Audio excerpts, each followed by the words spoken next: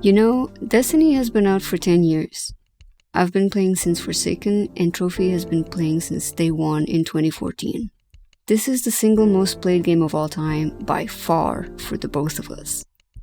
We met here, we made lifelong friends here, and this channel got its name from the game. We love the gameplay, the world, and our beautiful warlocks. But we won't be playing the final shape. Instead, we'll be watching our friends play, and we'll be cheering them on from the sidelines. For the first time, we're not going to be among the first to take on the darkness. I have to confess, it's going to be weird not being there ourselves. But after all these years, it's time. We want to take a minute and talk about why.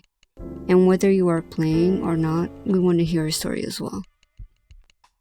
Just to be clear, we are not unhappy with the game.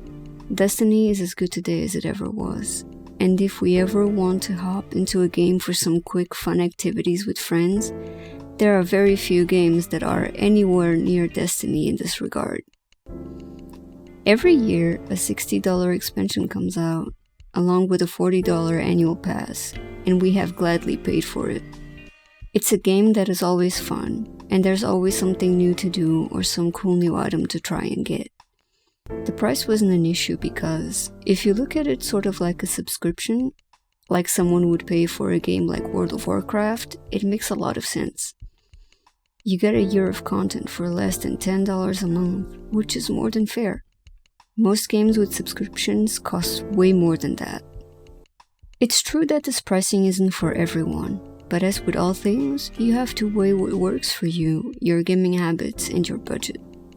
For us, with time spent playing Destiny and the fact that all of our friends do as well, the cost was always worth it. I mean, if you look at the friends in our Discord, or the people we are playing with in the clips we showcase in our videos, no matter what game we are playing, those friends we are playing with came from Destiny. We know some people love to play big social games like this solo, but that was never us. We ran a huge clan of dedicated players with a focus on the social aspect of the game, and while it had its issues, which is inevitable for a clan of that size, it was beautiful. We ended that clan just over 1 year ago. Since then, we've played so many other games, although still mostly with our Destiny friends. They're not going anywhere, we love them. We had missed all the biggest games for years. We only mainly played Destiny, so we had a ton of catching up to do, and it was a lot of fun playing all these great experiences that we had missed. We made a video of all the widely varied games we loved catching up on last year, and I'll link it in the description if you want to check it out and reminisce. We noted that there were so many creators who decided to quit playing Destiny, sort of like we gradually did, but they would always try to flame the game or the company as they left. They would claim Bungie had destroyed Destiny or that the game was nothing but FOMO. That stands for fear of missing out. The funniest ones are when they try to claim that some new cheap Destiny clone that just released is going to be the quote-unquote Destiny killer. None of that has ever made sense to us. We like watching YouTube, you know? We enjoy conversing with people about what they like or hearing about what they are passionate about, even if it's not the same stuff we like. That's why we make YouTube videos. We're not going to get rich off of it, but that's never been the point. If we wanted to secure the bag, we would be toxic, as that always gets clicks and views. But that's very short-sighted. All that toxicity drives away the people who don't want to see that, and eventually the community dies. That's what's been happening with the gaming community on YouTube for a long while now, and for Destiny's community especially. We make the types of thoughtful videos about the stuff that we like that we would love to see. We love the game of Destiny, even if we haven't played it for almost a year. Trophy says he thinks that the point when he noticed his friends moving away from Destiny was back when Bungie implemented some changes that made the game significantly harder. It was nothing big, and if you were a super dedicated player, you just adjusted and continued dominating the game like always. But for the more casual enjoyers of Destiny, these small changes added up. Strikes, which used to be where the casual masses would congregate just to shut their minds off and run an activity for fun, got some mechanics that made them just a little tougher, to the point that you couldn't simply run right past 80% of it anymore. Your Guardian's ability to take damage without dying became tied to your resilience stat on your armor, which before that nobody ever paid attention to. So you had to make a choice. You could either go out and farm for new armor that had more resilience on it, or you could die a lot more. And for the majority of casual players who are just wearing whatever looks cool and whose stats are a complete mess, the frustration began to build. And lastly, the enemies just became tougher all around. Champions are a great gameplay mechanic, but since they require you or your team to build a way to stun them into the weapons and gear that you take into the missions with you, it can be very frustrating if you are stuck on a mission where you don't know what to do, and neither does anyone else. Add on to that Legend difficulty missions, which are really tough, Grandmaster Nightfalls, which are even tougher, and raids, which still the vast majority of Destiny players have never even attempted, and yeah, Trophy noticed that many of the more casual players just started to leave. The difficulty became a mountain that wasn't worth climbing anymore. We still love the game, but that difficulty hike affected us too. What used to be fun in-game missions became brutal. And we are not professional gamers getting paid to do this. It can get rough. I like to play my single-player games on story mode, you know? I do not strive for challenges like a lot of other gamers do. Souls games, for example, have no appeal to me whatsoever.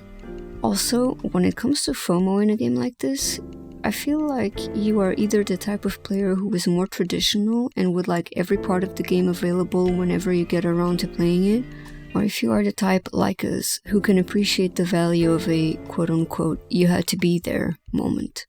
There have been a lot of these over the course of the game.